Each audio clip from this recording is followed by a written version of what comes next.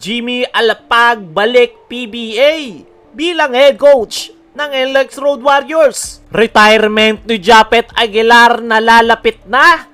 Paano na nga ba ang Barangay Ginebra? Tuwang si Japet Aguilar mga chong, ang pinakamatandang player ngayon sa kupunan ni Coach Tim Cone. As of now ay 39 years old na etong si Japet at sa edad na yan ay talagang paritiro na ang isang player. Netong kakatapos nga lang na Commissioner's Cup ay hindi na siya nabibigyan ng mabigat na role ni Coach Tim Cone nang dahil yan sa kanyang edad at the same time meron na rin siyang mga iniindang injury.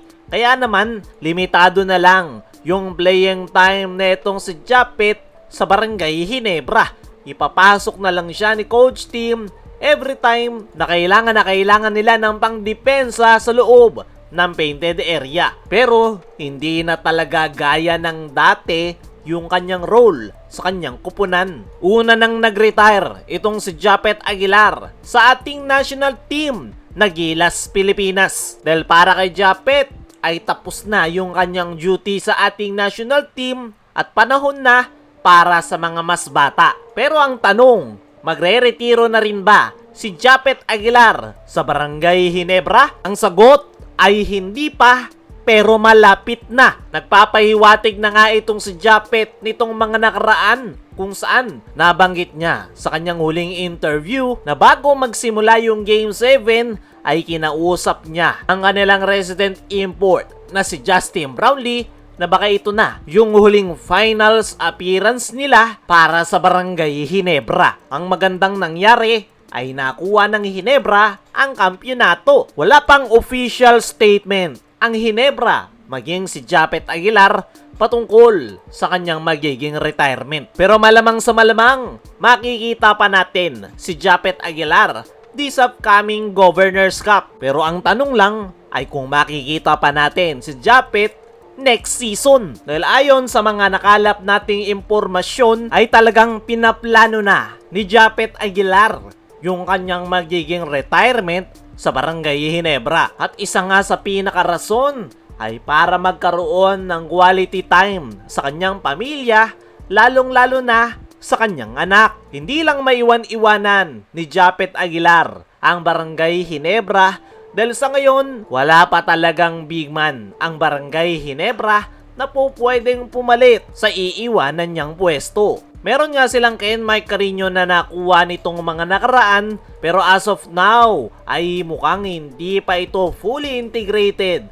sa sistema ni Coach Tim na triangle offense. Meron ngang Troy Rosario, Norbert Torres at Isaac Go, pero undersize para sa pwesto na iiwanan ni Japet. Para sa akin mga chong, kailangan ng magawan ng paraan ng Barangay Ginebra yung kanilang front court position at wag na nilang antayin pa na tuluyang magretiro si Japet Aguilar. Pwede silang kumuha ng bagong player sa free agency or via trade. Pero kung titingnan mo yung lineup ng Ginebra ay pwedeng si Ken Mike Carino yung papalit sa iiwanan ni Japet Aguilar. Kailangan lang talaga itong maturuan kung paano yung kanyang magiging role sa triangle offense para mapakinabangan ng gusto ng Barangay Ginebra.